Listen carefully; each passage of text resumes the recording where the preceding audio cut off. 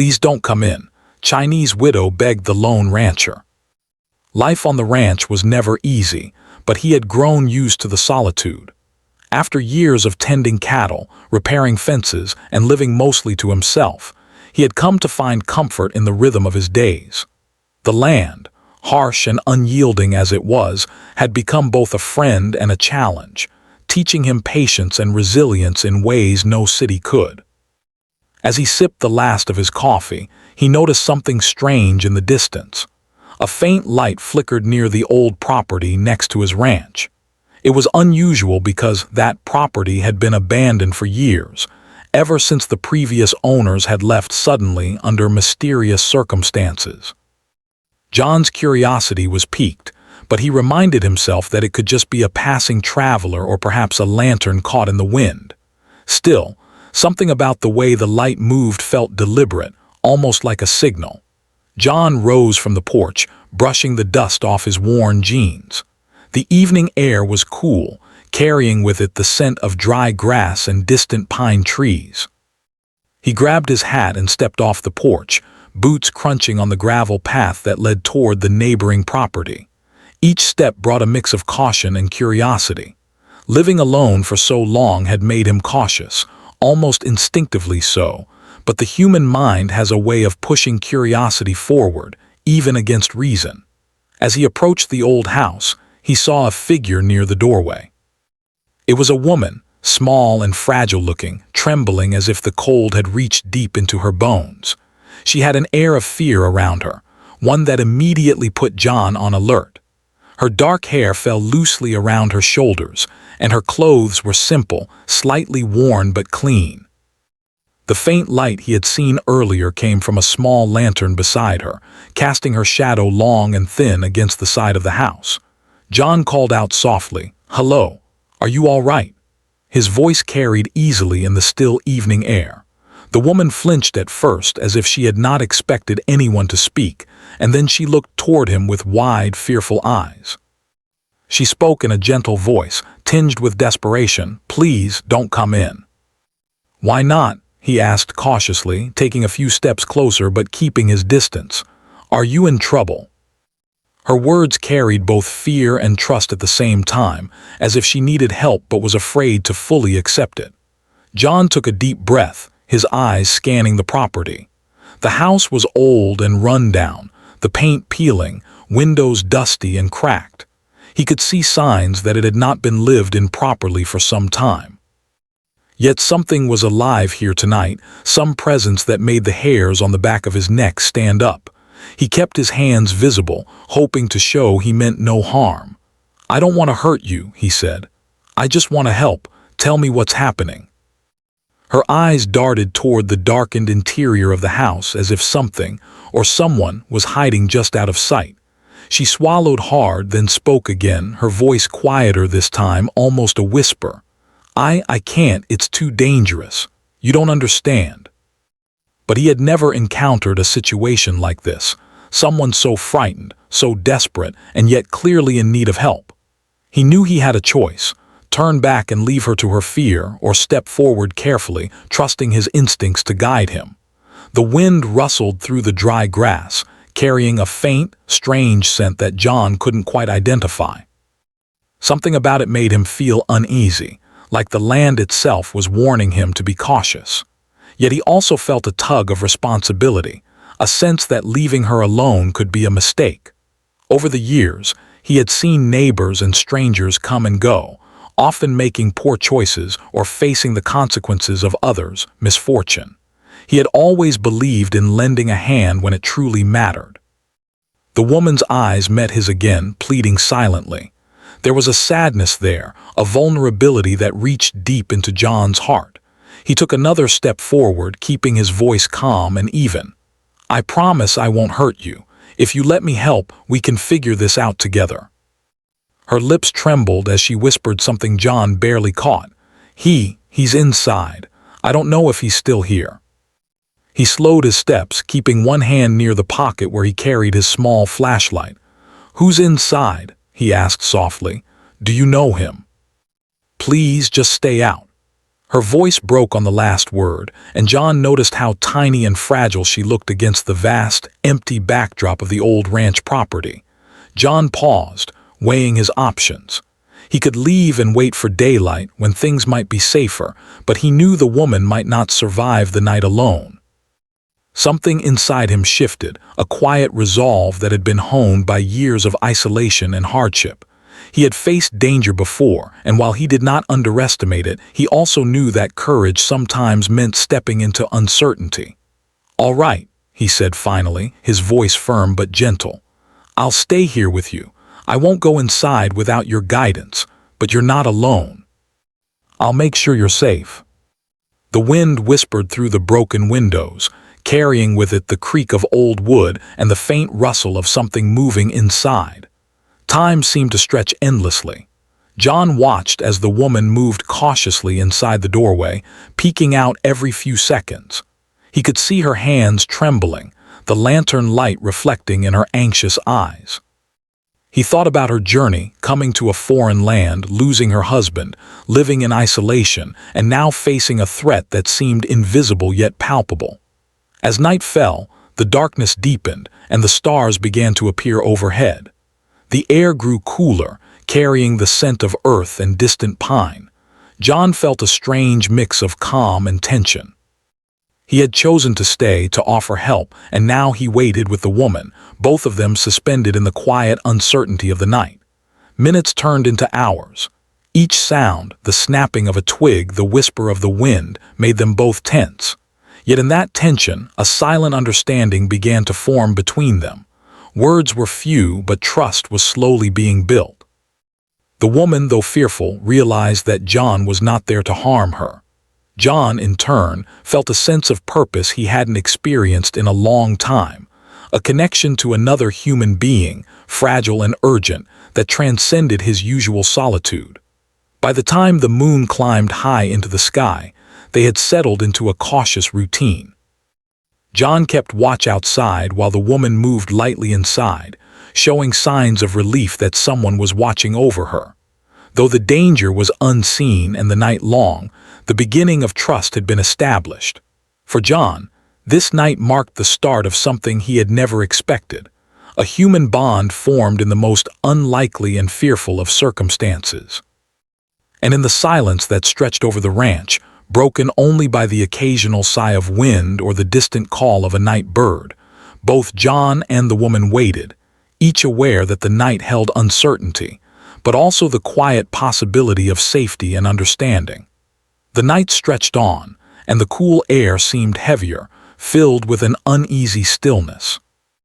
John remained near the doorway, sitting on the patch of earth that the woman had indicated, keeping his eyes alert for any sign of movement from inside the old house. The lantern's light flickered slightly, casting shadows on the cracked walls and broken windows. The silence between them was not peaceful but tense, charged with the unknown. The woman, May, stayed just inside the doorway, glancing at him nervously whenever he shifted or moved. Her hands were folded tightly in front of her, her knuckles white from holding them so rigidly. John could sense that there was much more to this story than she had revealed. He understood fear. He had felt it many times in his life, in the face of storms, wild animals, and moments of isolation. But this fear was different. It was raw, personal, and desperate. May's eyes, dark and anxious, spoke of a past filled with hardship, of losses she had endured quietly, and of an unrelenting struggle to survive in a place that was not always kind to strangers. As minutes turned to hours, John's mind wandered to the questions he wanted to ask, but he held back. For now, his presence alone was a small comfort to May, and he did not want to overwhelm her. He had learned that trust was earned slowly, especially with someone who had experienced pain and loneliness. "Why? Why are you here alone?" he asked softly, breaking the silence. His voice carried concern, not judgment. May flinched slightly at the sound but did not move away. Her voice, low and hesitant, trembled as she began to speak. I came here after he died. My husband, he was gone suddenly and I had nowhere else to go. This house, it was abandoned, but it was shelter. I thought I could be safe here." He could see the weight of her story in her eyes. "I see. That must have been very hard. A place where I could be alone and not worry about what others thought. I'll stay until we make sure it's safe." He had dealt with threats before, wild animals breaking into pens, storms tearing apart fences, but this was different. This was a human threat, unpredictable and deliberate. Yet he also recognized the courage it took for her to stay, to survive, and to call for help even when fear held her back. There was bravery in her trembling voice, a strength born of necessity. He shifted closer, lowering his voice. "May, I can help you, but I need to know what's going on. Can you tell me what you saw? Who is he?" "I don't understand it all, but I saw him moving in the shadows. He broke things, he took things. I hid, I prayed he wouldn't see me." And yet, despite the fear, he also felt a determination rising inside him. He would not leave her to face this alone. "All right," he said calmly. "We'll figure this out together. I'll stay here and watch. You tell me what I need to know and we'll make a plan." She moved a little deeper inside the house, still cautious, still watching the shadows. John's eyes followed her every move, alert to any sound, any hint of danger. As the night wore on, May began to open up more. She told John about her life before the ranch, about the journey that had brought her here. She spoke of her husband, a kind and hardworking man who had always protected her and provided for their small family. But his sudden death had left her vulnerable, alone in a land where few understood or accepted her. She had struggled to survive, taking on small jobs, living quietly and avoiding attention as much as possible. But that quiet life had been shattered the night the intruder arrived. May explained how she had been preparing dinner when she heard a noise outside. At first, she thought it was an animal, perhaps a stray dog or a fox. But then she realized someone had entered her yard, moving with purpose and caution. She had tried to hide, retreating to a corner of the house, but she could feel their presence, their eyes watching her through the broken windows. John listened in silence, the pieces of the puzzle slowly falling into place. He could understand her fear, the urgency in her warning. He also admired her resilience, the way she had managed to survive alone for so long despite countless challenges. She had endured loss, prejudice, and loneliness, yet she had not given up. "Why didn't you leave?" he asked softly. "Why stay here if it's so dangerous?" "I thought maybe if I stayed here, if I was careful, I could survive. But I didn't expect him." The wind outside shifted, carrying with it the faint sounds of distant animals and the rustle of leaves. The darkness seemed almost alive, pressing in from all sides, making the small lantern light feel fragile and insufficient. Yet in that fragile light, a connection was forming between John and May. Words were few, but trust was growing, small and cautious but undeniable. John offered her water from his canteen and she accepted, her hands shaking as she took it. He reassured her that he had food as well, though he knew it would be better not to make too much noise. They spoke in whispers, careful not to alert anyone or anything outside. In those whispered conversations, May began to share more about her hopes, her dreams, and the simple joys she had found despite her hardships. She spoke of tending small plants, keeping a garden, and finding solace in the quiet moments of her life. John realized that beneath her fear was a person of remarkable strength and intelligence. She had faced challenges most people could not imagine, and yet she had persevered. He admired her courage, and it gave him a sense of purpose he had not felt in years. Suddenly, a faint sound came from inside the house, a creak, a shuffle almost imperceptible. Both John and May froze. Their eyes met, and without a word, they understood that the intruder might still be present. The tension in the air tightened, but this time it was mixed with determination. They were no longer just strangers, they were allies, sharing a common goal, safety and survival. John adjusted his position, keeping one hand near the small flashlight he carried. May's hands were clasped tightly together, but she stood a little straighter, as if drawing strength from his presence. They waited, listening intently, ready for whatever might happen next. Through the long night, the bond between them grew quietly but surely. Fear was still present, but so was courage, and the realization that they were stronger together than apart. May had faced the unknown alone for too long, and now, with John by her side, she felt a cautious hope stirring in her chest. By the first hint of dawn, the night's tension began to ease slightly. The darkness softened, the wind calmed, and the distant hills caught the first rays of sunlight. John and May had survived the night together, not through luck, but through careful observation, courage, and the beginning of trust. May looked at John, her eyes tired but grateful. "Thank you," she whispered. "I don't know what I would have done without you."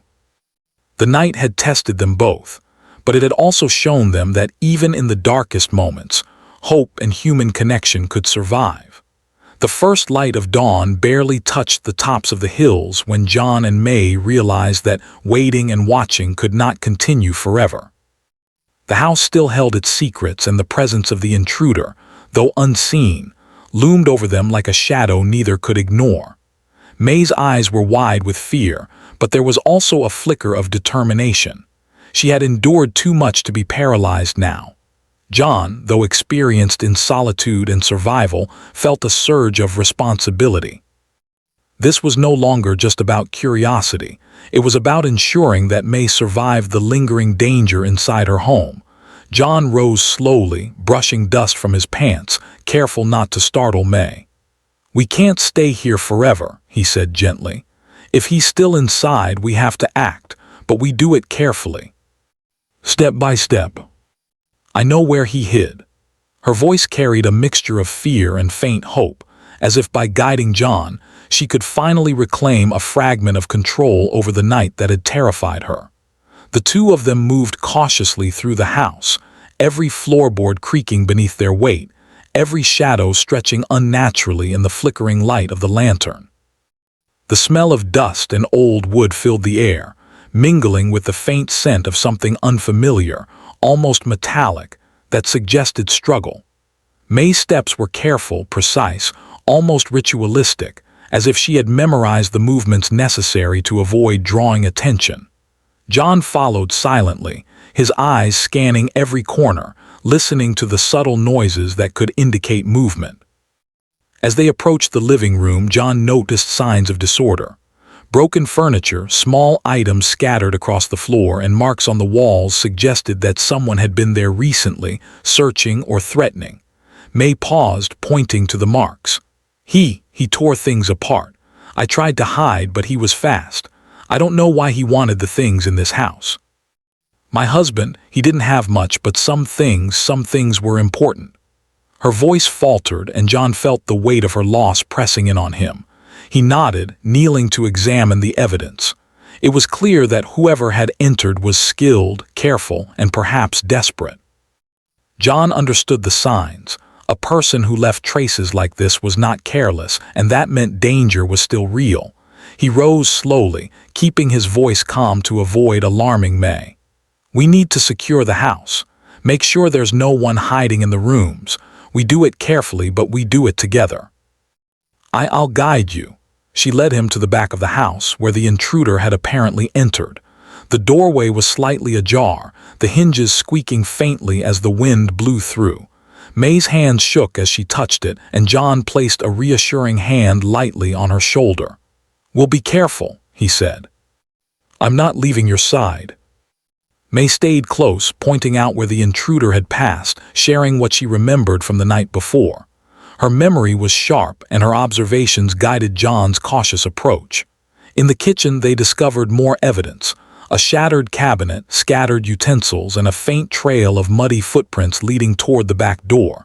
May's breath caught. He came this way. I tried to follow him, but I was too scared." Her voice was low, almost a whisper. John nodded, understanding the courage it took for her to even speak about it. "It's okay," he said softly. "We'll find out what we need to know. We're in this together." John could see signs of someone having slept there. A thin blanket, remnants of food, and faint traces of soot from a small fire. He realized that this intruder had been living in the house for at least part of the night, observing May, waiting for a chance to act. The danger had been real and close, and May had faced it alone until now. "This is where he stayed," May whispered, pointing to the corner of the room. I saw him, but I couldn't stop him. I just hid." Her voice broke, and John felt a deep empathy for her fear and endurance. She had survived a night alone with a dangerous presence, and yet here she was, still standing, still willing to face it with him. John knelt beside the signs of the intruder's presence, inspecting the traces carefully. "We need to check the entire house," he said calmly. "We move methodically. You guide me, and I'll do the heavy lifting if anything is unsafe." John would take the lead when necessary, checking closets, corners, and under furniture. May would point out anything unusual, explaining where the intruder had been or what he had done. Their cooperation was quiet but effective, the tension in the air a constant reminder of the stakes. As they entered the small bedroom, John noticed signs of a struggle: a chair overturned, a window slightly cracked, and scratches on the wooden floor. May gasped softly, covering her mouth with her hands. This is where I ran when he tried to grab me. I thought I was done for." Her eyes glistened with tears, but she remained composed enough to continue guiding him. John placed a hand on her shoulder again, steadying her. "You're safe now," he said firmly. "We're making sure of it. We'll get through this." John's senses were heightened. Every sound, every movement was amplified in the quiet space. May led the way cautiously, showing him the exact spot where the intruder had been hiding. There, in the attic corner, they found evidence that the intruder had left in a hurry: personal items, scraps of paper, and small belongings scattered across the floor. John examined them carefully. "He's gone," he said finally, "for now at least. And now we know it's safer, at least for today." May's hands were still trembling, but there was a small smile on her face, a sign of hope after a night filled with uncertainty. John led her outside, where the fresh morning air was cool and comforting. The ranch was quiet, except for the soft rustle of leaves and the distant calls of birds beginning their day. May looked around, taking in the open space, the hills in the distance, and the sun rising over the horizon. It was a new day, a chance to breathe, and a moment to reflect on the night's events.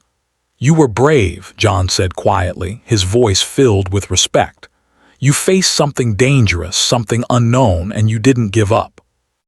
I couldn't have done it without you. I don't know what I would have done if you hadn't come." The danger was not completely gone.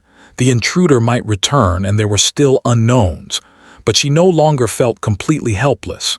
She had an ally in John, someone who understood caution, courage, and trust.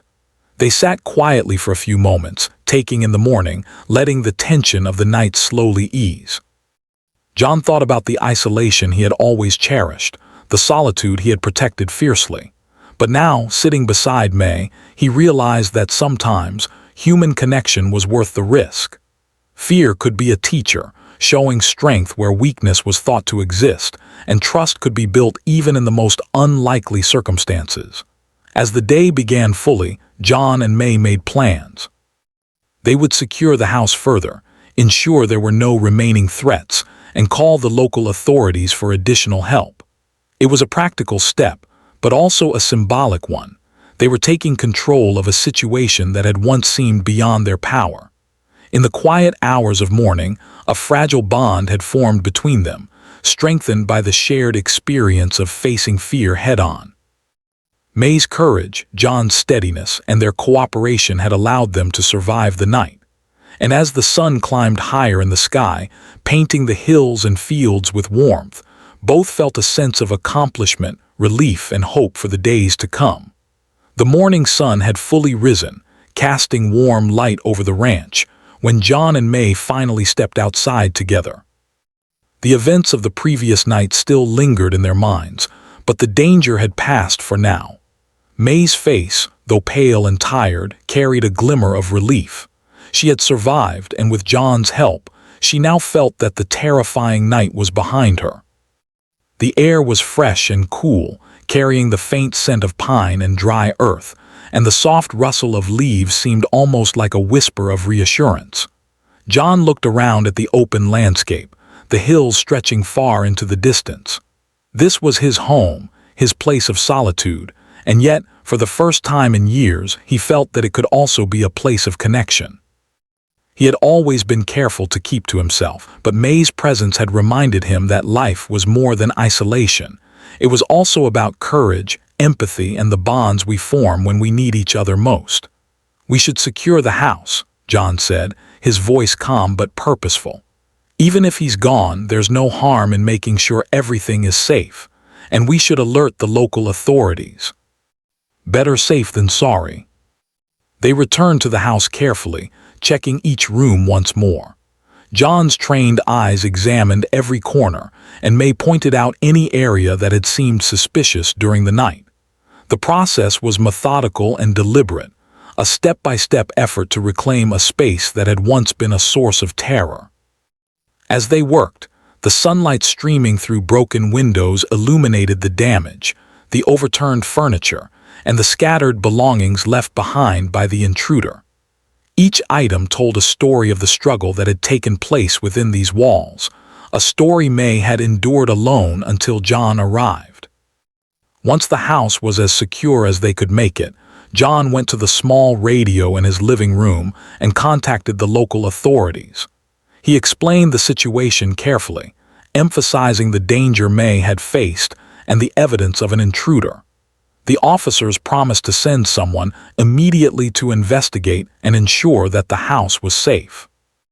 May listened to the conversation in quiet relief, realizing that help was finally on the way, not just from John, but from the larger community she had often felt disconnected from. While waiting for the authorities to arrive, John and May sat outside in the morning sun. The air was warm, carrying a gentle breeze that seemed to sweep away the tension from the night. May spoke quietly, sharing more of her story. She told John about the life she had built with her husband, the small joys they had shared, and the dreams she had once held for their future together. She spoke of the loneliness she had faced after his passing, and how she had struggled to survive in a world where she often felt invisible and misunderstood. John listened carefully, offering the occasional nod or word of encouragement. He understood isolation and hardship, having lived alone on the ranch for many years, but May's experiences carried a different weight. She had not only faced solitude, but also the challenges of being a stranger in a land that could be unkind to those who were different. Her resilience impressed him deeply. As they talked, John realized that the bond between them had grown beyond the immediate fear of danger. It was a bond built on trust, empathy, and shared experience. He had helped May face the unknown, and she had taught him the value of courage in the face of fear. There was a quiet respect between them now, a recognition of strength and humanity that neither had expected when the night began. Eventually, the sound of approaching vehicles reached their ears. The local authorities had arrived, and officers quickly moved into the house to assess the situation. John stepped back, allowing May to interact with the officers and explain what had happened. She spoke with clarity and honesty, detailing the intruder's actions and her own experience during the night. The officers listened carefully, taking notes and examining the evidence left behind. Their presence brought a sense of reassurance that the danger was being addressed, and May's shoulders relaxed slightly for the first time in many hours. After the authorities completed their inspection, John and May walked around the property, discussing practical steps to ensure ongoing safety. They talked about repairing broken locks, reinforcing windows, and keeping the ranch secure. These measures were not just about physical safety. They were also about reclaiming a sense of control, a feeling that the events of the previous night would not define May's life moving forward. May looked at John, her eyes reflecting both gratitude and newfound hope. "I never thought I would feel safe again," she said softly. "But you stayed. You didn't leave me alone in the dark. You helped me face something I couldn't face by myself." Courage isn't just about fighting. It's about surviving, staying calm, and making the right choices when it matters most. John had learned that helping someone in need could bring a sense of connection and purpose beyond what solitude could offer. As the day progressed, they began to plan for the future. May spoke of rebuilding her home, taking care of the land, and finding small ways to restore normalcy to her life. John offered practical advice and support, sharing his knowledge of the land and ways to protect the property. Their cooperation was a testament to the strength of human connection, built on shared experiences and mutual respect. In the following days, the intruder was investigated further, and the authorities ensured that May's home was safe. John continued to check in on her, providing assistance when needed and offering companionship in a world that had often felt isolating. Over time, May regained her confidence, finding comfort in routine and small accomplishments. She tended a small garden, repaired parts of the house, and gradually allowed herself to feel at home again. The experience had left its mark on both John and May. Fear had tested them, but it had also revealed strength, resilience, and the importance of trust. John had learned that even in a life of solitude, connections could be meaningful and transformative. May had discovered that courage could be shared, that survival did not mean facing the world alone. Months later, the ranch returned to a peaceful rhythm. The threat that had once loomed over May's life was gone, replaced by a sense of stability and safety. The bond between John and May remained strong, rooted in shared experiences, mutual respect, and the understanding that even in the darkest moments, human connection could provide light and hope. One evening, as the sun set behind the distant hills, John and May stood together on the porch, looking out over the land. The air was calm and the sky was painted with shades of orange and gold.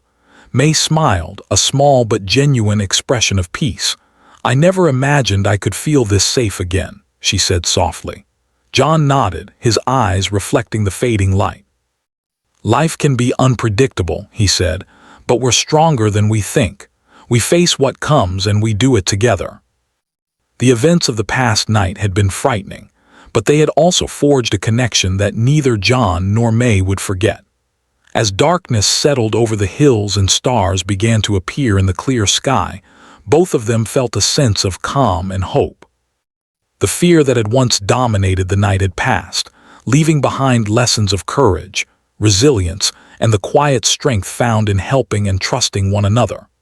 Life on the ranch continued, as it always had, but now it carried a new meaning, a reminder that even in solitude, humans are never truly alone when they have the courage to face fear and the wisdom to trust others. And so, the story of that night, filled with fear, tension, and courage, came to a gentle resolution. May's life was no longer shadowed by danger, and John's understanding of connection and trust had deepened. Together, they had faced the unknown, survived, and discovered that hope and human kindness could shine even in the darkest moments. The ranch, the house, and the vast, open land around them became a symbol not only of survival, but also of the quiet, enduring power of courage, trust, and the bonds that form when people face challenges together.